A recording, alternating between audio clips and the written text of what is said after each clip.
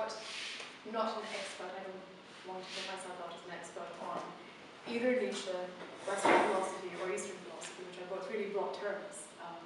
But what I'm going to try and do is give my understanding of both of these, and then go on and build it up towards someone I find really intriguing, that is Nietzsche, who I feel embodies, or tries to embody, both Eastern and Western philosophy in certain ways, and I'll try to express how I feel that way.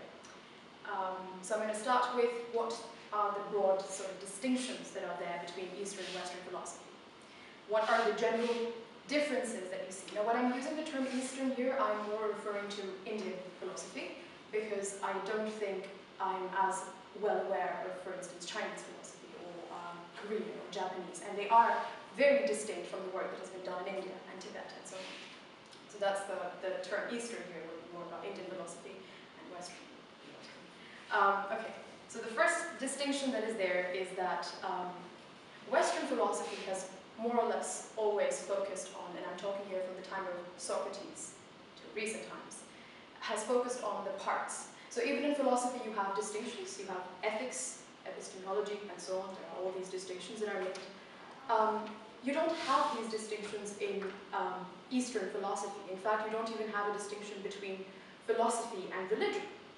So there is no difference made between philosophy and religion. They were seen as, and they still are seen as, one all-encompassing entity.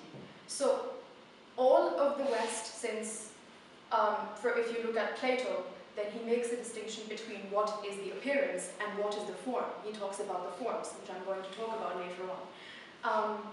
While in the East, there are never these, you'd never come across these distinctions whatsoever. It's more about the wholesome entirety of the picture. The second thing that I found really strange was that Hegel has been one of the most hard authors, philosophers to read, as has been Kant, and there have been a few other names that are very hard to get through. But it's somehow seen as an achievement to understand something which is really hard. And I was once traveling around India, and I was up in the north, and there was this priest who just, this was a ritual. He had raised his hand for years. This was something unique, and he had just had his hand up for years at an end, and his hand, it started looking like the bark of a tree. It was really dry, his bones, like, you could see the bones through it. And there were lines of people standing in front of him, trying to get blessings from him. And that really reminded me of me reading Hegel, or me reading Kant, that I'm trying to achieve something that is hard to do because it's hard to do. But am I getting anything out of it? Is anyone getting anything out of it? So that was just an analogy I drew from that. The second big distinction is the idea of God. So, again, I'm going to draw a personal encounter, which was when I was first confronted with more and more people from the West. Whenever you asked someone, are you religious, the response was a sudden, oh no. Like, we used to have someone religious in the family at some point in time, but we're not. And that was so strange for me to understand, because why is being religious bad? Because the understanding of what is religion is very different in both parts of the world. So, in the West, religion and the concept, what has God been? God has been something external, a figure out there, something supernatural, who is supernatural but also embodies human qualities. So he gets jealous, he gets angry, he punishes, he does things that we do. So you can see how it is in fact your own construction, and everything that you are, you're embodying it in your God, which is actually something that reminds me of one thing that Nietzsche said, which is that it's not that in you can see the image of God, but in God that you can see an image of you. And as a matter of fact, this could be an interesting study, I think, if you study the gods in different societies, in different civilizations, they might reflect how the differences in gods are actually the differences in the people. I could say, for one thing, that the gods that have been developed in medieval India are super sexualized. They are sleeping with like 5 different people the same day, and that shows that it's a very sexually repressed country. Society, civilization, whatever you want to call it.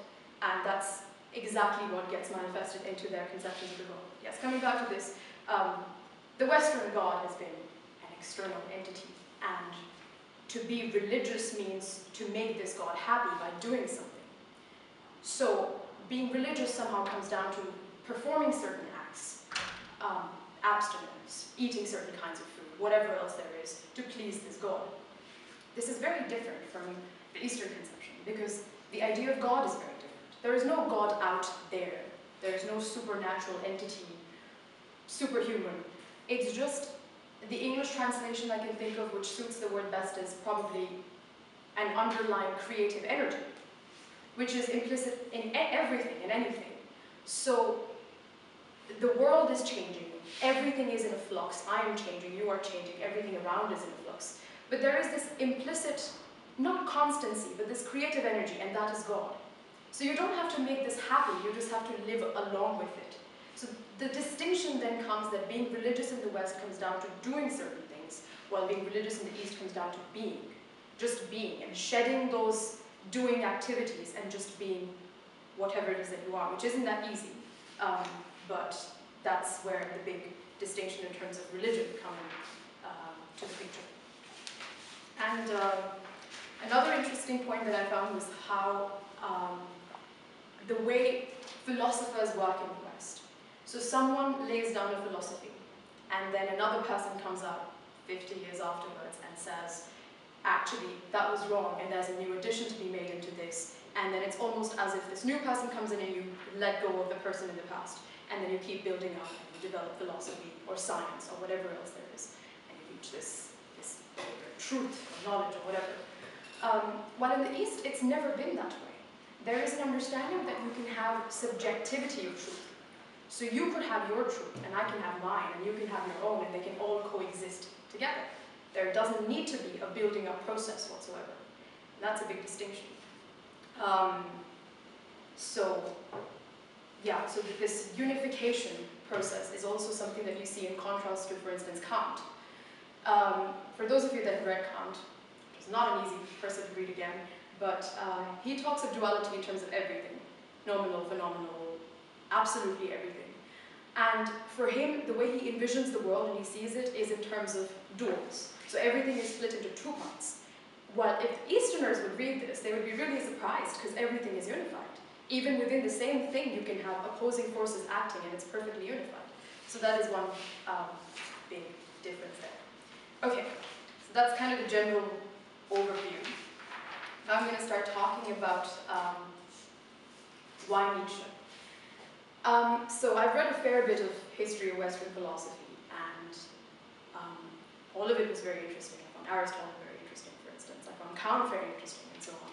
But then I came to Nietzsche, and it just seemed as if it was resonating with so much that I had read and experienced in Buddhism, in Hindu philosophy, in ancient texts in the East. And that was really striking, because Nietzsche is one of the most misunderstood people here. Very misunderstood. There was someone who even asked me why I like Nietzsche. Like, people like Hitler and Mussolini that like Nietzsche, are you in the same category? But, so he's been very misunderstood. Bertrand Russell, one of the biggest English philosophers in the last century, he wrote a book called History of Western Philosophy, which is a very well-written book, except for the section on Nietzsche, where he pits Nietzsche against Buddha. And he creates this dialogue, how they are basically two opposing individuals. And the ideal man for Buddha is someone very tranquil, calm, peaceful, in love with life, while for Nietzsche is someone angry and who wants to kill and rage and go back to the barbaric times. And I was so struck by this, because this is absolutely not the way I saw Nietzsche. Thankfully, over the last 30, 40 years, there has been this regenerated interest in him, and a lot of more honest work, and an attempt to actually understand what he was saying and doing has been made in the West and in the East. Okay, so he was the first guy who comes in and basically looks back at everything that has been done in the West, from the time of Socrates to the time preceding him, which was the time of Hegel, I believe, and says, this is all bullshit. None of it is actually right. So when he starts his critique with Socrates, and he says that he condemns Socrates as the man who spoiled the West forever. Because what he did was through Plato, what he did was he constructed this duality from the start. So this is the appearance. So for instance, this is a chair, and there is a chair here.